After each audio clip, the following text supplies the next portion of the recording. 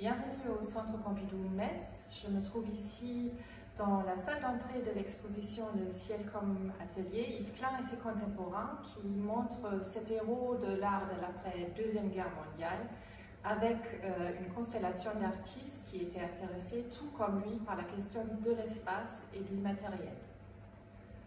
L'œuvre que vous voyez derrière moi est une de ces anthropométries. C'est un groupe d'œuvres assez important chez Yves Klein d'environ 180 pièces. Or, celle-ci est vraiment tout à fait exceptionnelle.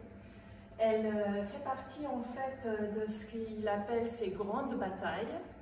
Donc, toile de très grande envergure que Yves Klein en fait a créée au cours de séances mondaines, publiques, filmées et photographiées à l'époque.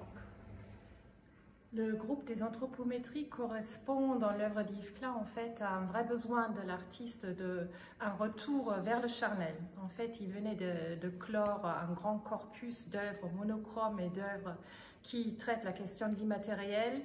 Et il s'agissait pour lui vraiment de retrouver ce corps et de créer en fait une œuvre totalisante qui englobe et la question de l'immatériel et la question de la sensualité.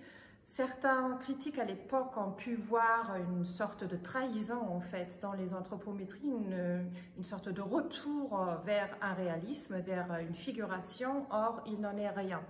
Quand on y regarde de plus près, qu'est-ce qu'on y voit? On voit des traînées, des traces d'appui, des giclures véhémentes. On a presque l'impression d'avoir devant soi le témoignage d'une confrontation véhémente, violente. Ce tableau ne représente en fait rien du tout de l'extérieur au tableau. Il n'est pas figuratif, il incarne plutôt. Et c'est là vraiment la quintessence de l'œuvre de Klein.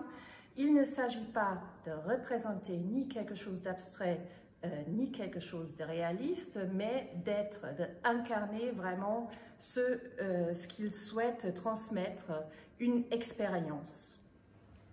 Les grandes anthropométries d'Yves Klein, les grandes batailles, ont été créées lors d'événements publics mondains auxquels l'artiste conviait. Il y avait toute une mise en scène très minutieuse.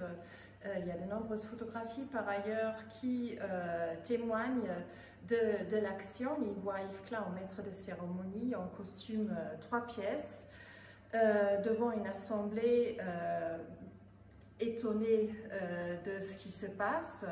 L'artiste, il se tient à l'extérieur en fait de la toile. Au milieu, il y a les modèles, ce qu'il appelait aussi ses pinceaux vivants. Et Yves Klein va diriger les mouvements des modèles qui s'imbibent de couleurs sur la toile, vraiment en maître distant de cérémonie. Certaines personnes ont pu voir là un effet tapageur, or il n'en est rien. En fait, toute cette mise en scène faisait partie inhérente de l'œuvre. Il s'agit là en fait des prémices de ce que l'on appelle aujourd'hui l'art de la performance et le body art.